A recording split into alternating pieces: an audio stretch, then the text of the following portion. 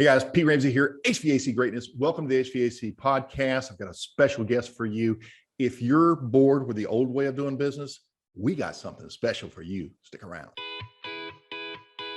Welcome to HVAC Greatness, your weekly source for HVAC business excellence. By subscribing and tuning in here, you'll get insider access to proven strategies, tips, and insights for the HVAC business owner who's tired of the stress and frustrations and struggles that are common to HVAC. Let's redesign your new, highly organized, and hugely profitable HVAC business where being an owner is fun again.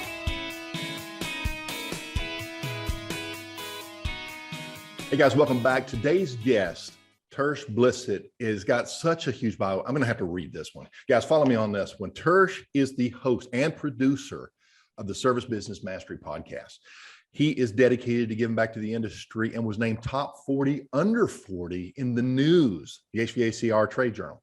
And specifically for his exceptional influence, Tersh has created an innovative brand as an owner and COO of Service Emperor, Savannah, and the Costal Empire's leader in providing superior customer service while providing HVAC and refrigeration, our favorite.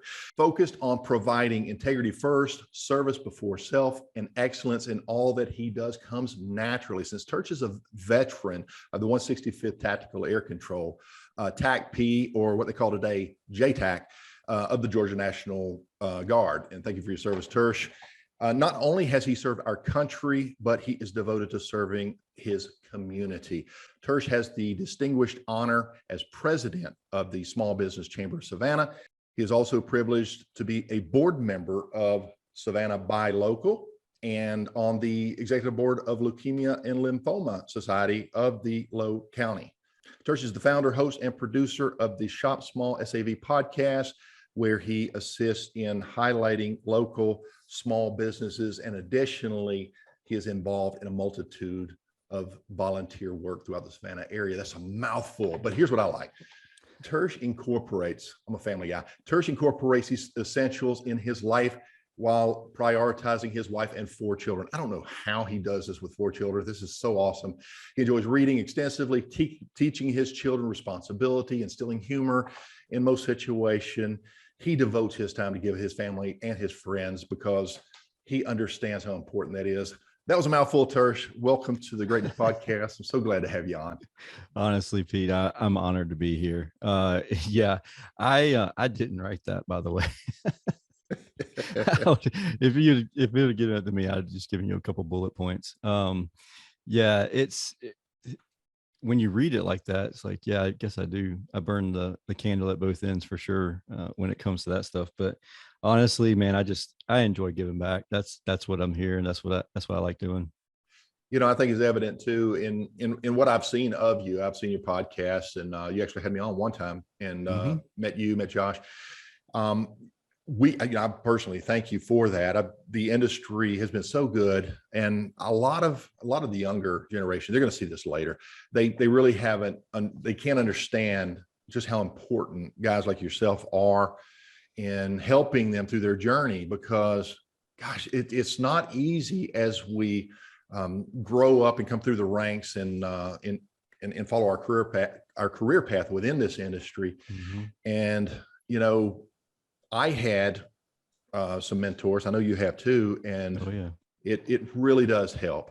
Let me start off with a question as we open this thing up. You sent me a message and you said, let's see here. I just don't want people mistaking me for a coach. I want that to be very clear. I am a connector. Can you elaborate on that? Yeah, that's the thing. I get asked all the time, like, how much do you charge to coach? I want a one-on-one session, stuff like that. I'm not a coach. I don't want to be someone's coach. I have mentees. So I have mentors and mentees. And I do that on a volunteer basis. Truly, I am very much like, I'm not a repeater. And so like, that's why I couldn't be a coach, because if I tell someone, hey, this is what you should do, and then they do everything but that, and then they come back and have a failure or it's not working out for them. And then I'm like, but did you do what I asked or what I told you to do, or what would work I've seen work in other circumstances? And they say no. Then I'm like, All right, dude, kick rocks. That's where I really, I can have that liberty with a mentee, because that's what you need to do. If you have a mentee, if you want to be a mentee to a mentor, that's one of the things that's very important. Whenever you're asking them questions, most of the times a mentor is going to be doing this in a volunteer basis, and you need to make sure that you're implementing exactly what they're saying. And so that's like, I really want people to understand that I'm not a coach. And I also want people to understand that I'm a connector, and I'll connect you between, like, okay, so here's your problems. All right. So I've seen X number of people use this organization to solve that problem. Now, I'm not going to tell you that that's only thing that can solve your problem. Like, I'm not going to tell you that one CRM can be the solution. I was told whenever I first started Service Emperor, which was Icebound at the time, when I purchased that company, that we were way too small for Service Titan to use them as a CRM. So much so that I had to sign a waiver, because they were like, it's not going to work for you. And if it doesn't work for you, you can't say anything bad about us. And I was like, 100%. Like, I take full responsibility. I'm a nerd, and I want to use that. And I know that I see people that are selling businesses and all that have this platform. And so that's kind of what I see me doing in the future, maybe not in the near future, but in the future. And so I just jump both feet in to make sure I can implement that platform. So it's not to say that one size fits all. And so I want to make sure that everybody understands that I'm going to connect you with the people that I've seen work in this situation. And that's the thing about, I mean, I've been doing the podcast since 2017, and I didn't start the podcast so that I could become a connector. But what has happened is that I have developed a ton of relationships with some great people. And I know of multiple organizations that can get you amazing reputation management. And I'm really good friends with the founders of those platforms. And I can recommend all of them, or I can recommend ones that work best, I've seen work best in that situation or in your size company. And that's the thing that I really value. And I pride myself on is, like, I mean, we're on episode, I don't know, 650 something. And that's a lot of relationships. And I purposely have interviewed a ton of people from outside of our industry. So we're talking about things that you don't see normally in the Facebook groups and that kind of stuff. So I've really built my digital Rolodex out, and I just enjoy being able to connect people together by using that. No, dude, that's awesome. And you said so much, gosh, I'm going to miss probably half of it, but I love that strategy of looking outside of the industry and see what we can incorporate in and help our industry along. And I too am a fan of that type of an approach. But what I was going to ask you about was, okay, so what do you get out of this? I mean, you're connecting people and everything else. Why do you do this? You got a lot. My wife asks the same thing all the time. So no, I mean, honestly, Simon Sinek had a great quote, and my wife sent me this. I think it was yesterday, actually. Passion, like, you can, I don't want to hack it up, but basically it's passion will get you but so far. If it's your passion project, it'll get you but so far. Success comes from obsession. And honestly, the podcast and being a connector has been a passion of mine. And so sure, I've been good at it, and I've been pretty all right with it. 2022, the end of 2021 and the beginning of 2022, becoming the connector within our industry has become an obsession for me. And that's how I know I'll be successful with it. It's one of those things where, you know, it's so important to me now that, like, my other businesses are sustaining my income. So now I can make sure that people, because I was taken advantage of when I was small. like I didn't know any better that certain organizations were going to lock me into like ridiculous, stupid contracts. And it might have only been $150 a month, but it was a commitment that I didn't have whenever we were only making $200,000 a year. That $150 or $350, whatever it was, for absolute garbage that I could Google off the internet to get, like, it really just struck a nerve with me. And I was like, now I don't want other people to go through that same situation. I don't want people to go through that same scenario as I went through. So I don't know. It's honestly, it's become an obsession of mine. And what I get, it's giver's gain, honestly, when people do need help with things on a more one-to-one basis. I can be there, like mentoring them. Now, when it comes to the technology side of things, having the certificate, like being the certified in Service Titan, like those things are very helpful. Those are things that, one day I'll probably charge for helping do that kind of stuff. But congratulations on that, by the way. I just saw that post. Yeah. Oh, I appreciate it. That was a very challenging exam. But wow. It was good though. I enjoyed the challenge, honestly. But yeah, it honestly, it's just one of those things where it's a lot of giver's gain type scenario where I really just enjoy giving back to the industry. Yeah, no, so many good points. Back to the passion thing. I think it was Brendan Burchard. He wrote a book on qualities of high performers, and that was a key element. So in the book, he talks about when passion starts to peter out, and this is where obsession takes over. But he also distinguished the difference between unhealthy and healthy levels of that. And so yes, and burnout, like it's nuts. Go ahead. No, that's wonderful. So how many of listeners that we have or in our industry, even if they're not listening, they start off passionate, they get going, they burn out. How do they tap into their obsession in the healthy way? Would you have any advice for the younger generation? Because that is important, by the way. Yeah. Time management is a massive thing.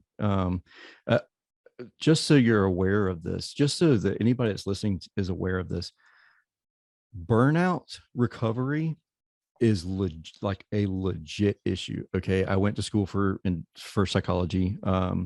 And I did that actually after I started my first business so that I could understand the mindset of my team. And workplace burnout is a 3 to 5 year recovery. So you can hit it in the matter of 90 days. You can hit burnout in 3 months, and it could take 3 to 5 years to recover from that burnout period. So just be aware of that. And also don't compare yourself to other people on social media, because and please don't compare yourself to me, because you may see 500 posts from me. Please know that I'm not doing that. I have people in the back end that are and automation services, because I'm an automation guru. Like I'm just a nerd when it comes to Zapier and all the good jazz. So I can pull snippets from things and repurpose that content constantly. So don't for a second think that you have to create, I need 6 TikTok reels. I need all these or TikTok videos, and I need 6 Instagram reels and all this other stuff. Just start small. And like when you start to feel that passion really start to peter out, like it's just going away, man, I'll tell you, masterminds, amazing for one. Agreed.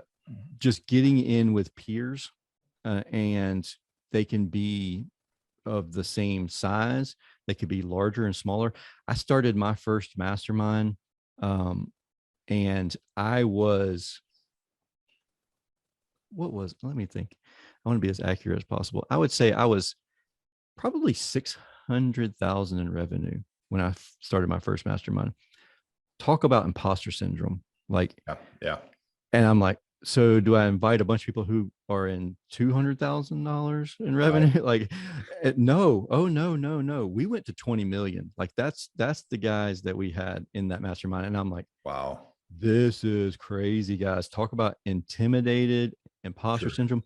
And every single week when we would meet together, they were, oh, Tersh, I'm so thankful for this because you've reminded me of certain things. And also because you are the size you are, you're able to pivot and try things that we just can't do. And so it was like, oh, that's cool. Like gave me a little bit of affirmation. But that's really honestly masterminds is where like anytime I've ever been in a rut and I get in with those guys and gals where it's like, oh, it's just a breath of fresh air. So was the mastermind group multi-industry or was it HVAC? Multi-trade. It was still HVAC, plumbing, and electrical, Okay. and septic also. I'm Okay. trying to Cool. think. Cool. Yeah, that's it. Yeah. Yeah. No, I co-host a couple of mastermind groups as well. And I had never done that before. We started a couple of years ago and it's all business owners. They vary in size, and, you really pick up a lot.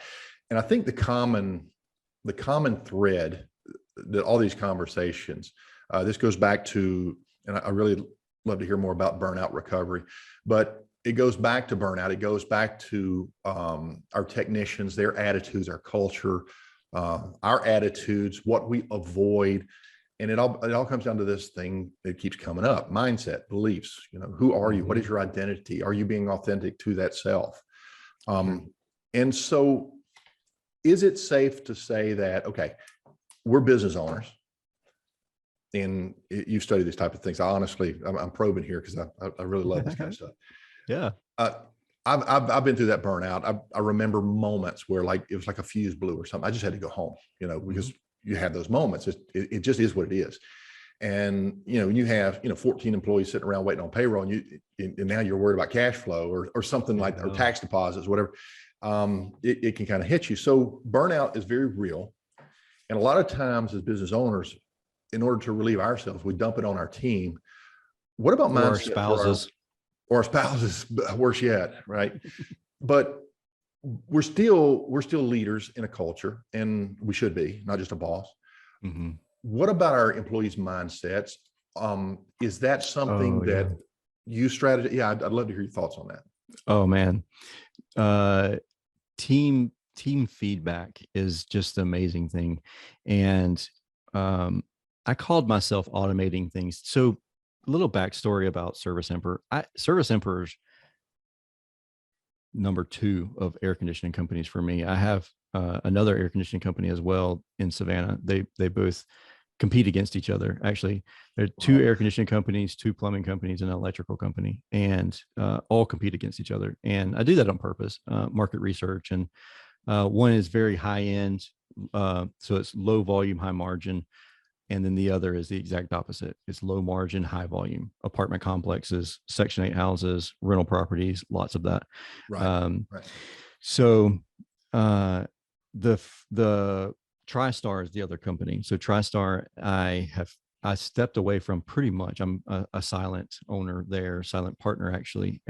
And I was working on doing the same thing with Service Emperor. And what happened is I had a situation. It was just this kind of gut feeling that the guys just were getting some murmur around. Like you just get that feeling. Like everybody says, like when I'm around, they're all happy-go-lucky, but Yes. you just got this feeling that something's up, And so I pulled everybody to the side, and that's whenever we started doing scorecards and just checking in every time. And I say that we do scorecards quarterly, but I'd be lying. My intention is to do scorecards quarterly, and everybody else is like on the team is the same way.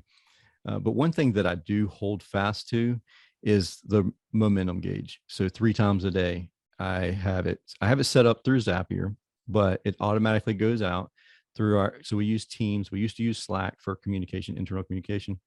And 3 times a day, I ask them to just respond with the green emoji, like a green dot, or the yellow or the red. I want to know based on that how you are. And so every single day, 3 times a day, that gets sent to the team to fill them out. First one's at 8 o'clock in the morning, or 8 o'clock. So I want to know how they're coming into the day. I want to know their mindset coming into the day. And this was one that I require everybody in the team to answer at least once a day. The office, the gals in the office, they answer it every single time.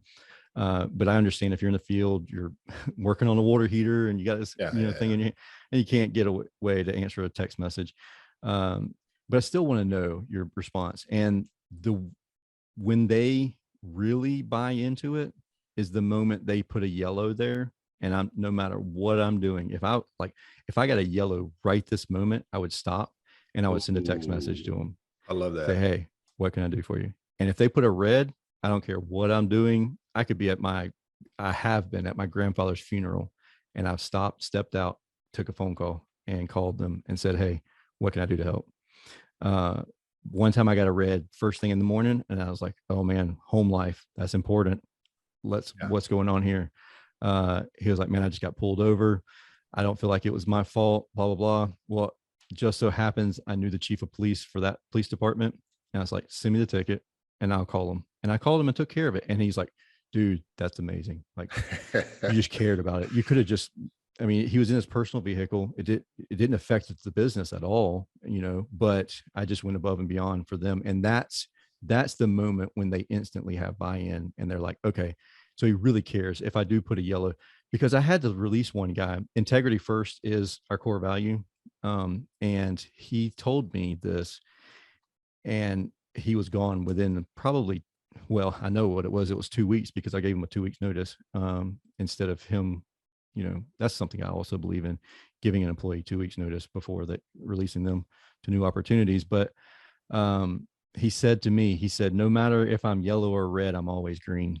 And I was like, what do you mean by that? He was like, I'll never tell you if I'm yellow. And I was like, I can't have that kind of culture. Like, that's a culture killer. So if I ask you something, you're lying to my face, is what you're telling me. And he was like, well, I didn't think about it like that. I was like, well, that's what you just told me, that you're going to lie to my face. When I ask you, what's your momentum right now? Like, what are you doing? Like, how are you feeling? Like, I get it. You're a grown man. We don't talk about feelings. I get it. I am the epitome of that. My wife will attest to, like, anybody that, ditto. Yeah. Revealing my feelings is never going to happen. It's just not one of those things.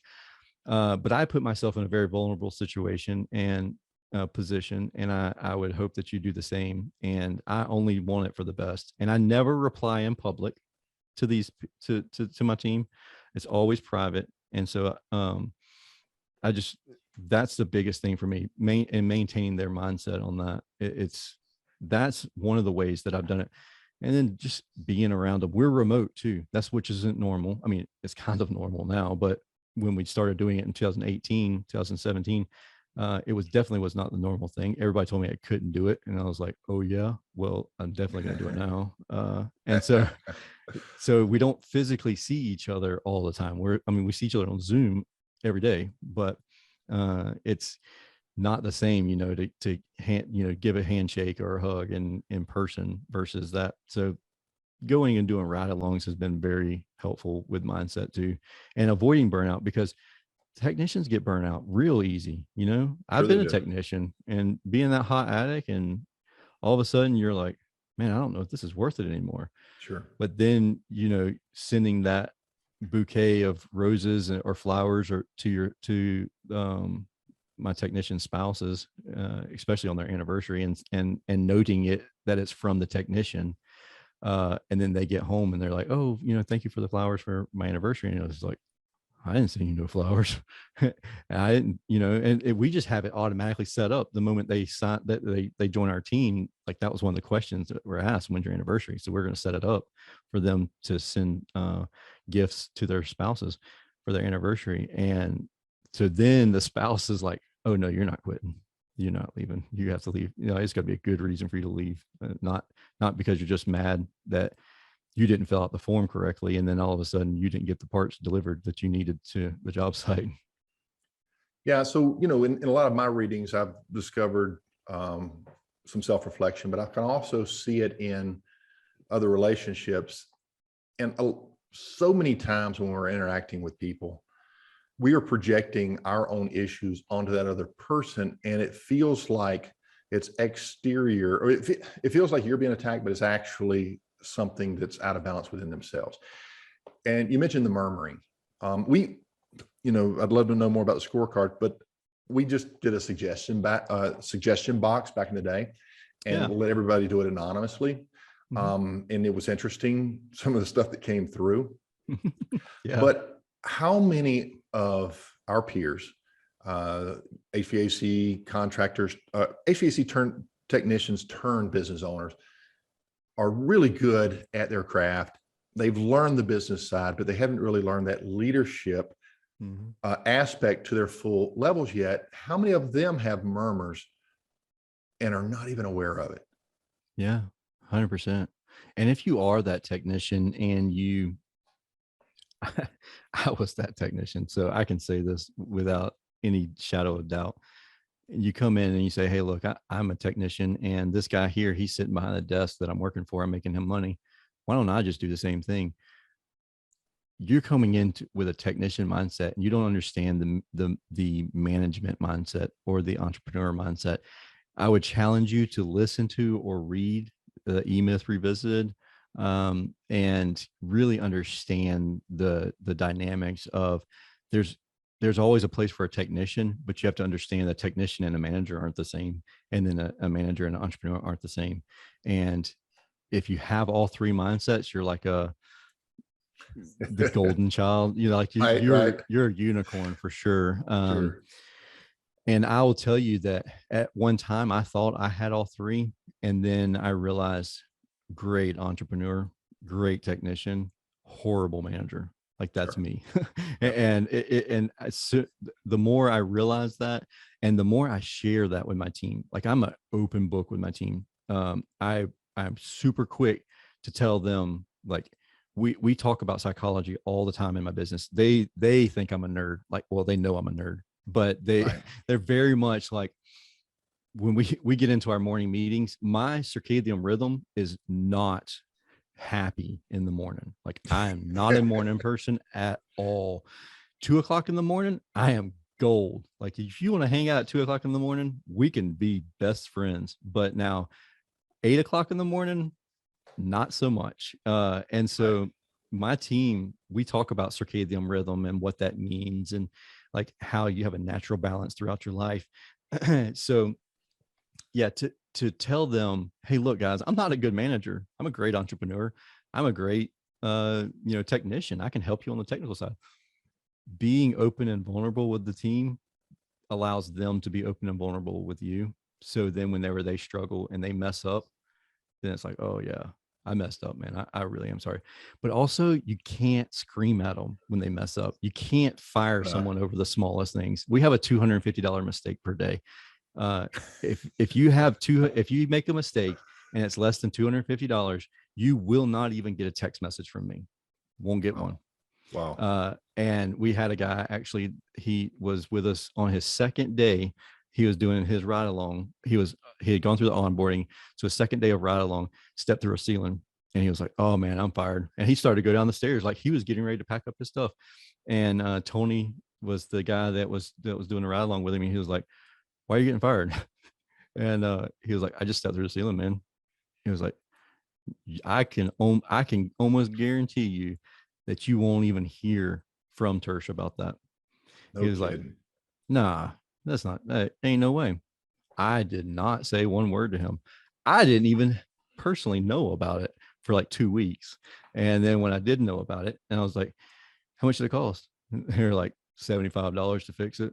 I was like, okay, you got a rule, 250. Now, we do have a sheetrock policy too. You've stepped through it one time, no problem. Step through it a second time, you're going to pay for it. Step through a third time, you are fired. Wow, so, yeah. And you did sign that during the onboarding process, but making sure that they know that they can make mistakes and come to you and tell you about it without getting screamed at or fired. And so then that eliminated so many callbacks for us, and it eliminated so much almost tattletelling, because then when a guy makes a mistake, he came to me and would tell me about the mistake that was made, versus waiting for the next technician to show up to do like a maintenance visit or a callback or something else. And they're like, man, John went out there and he did a horrible job, or he cut this over here when he shouldn't have done it. So it's really done away with a lot of those kind of issues.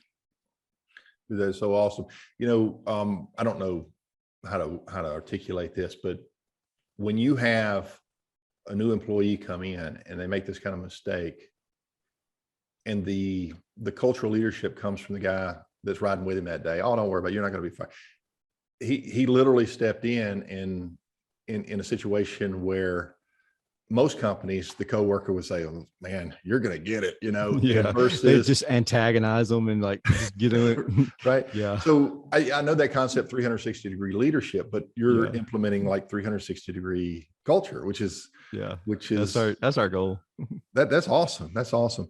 So tell me, how do people hear more Tersh? I know you have a podcast. Maybe you can share a little bit of that with us. Yeah. So Service Business Mastery is the podcast.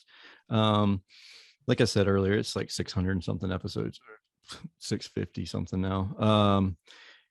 I've been doing that since 2017, and I have about 75 episodes that are recorded and haven't been released yet. And so we record a lot. We're on Facebook a lot.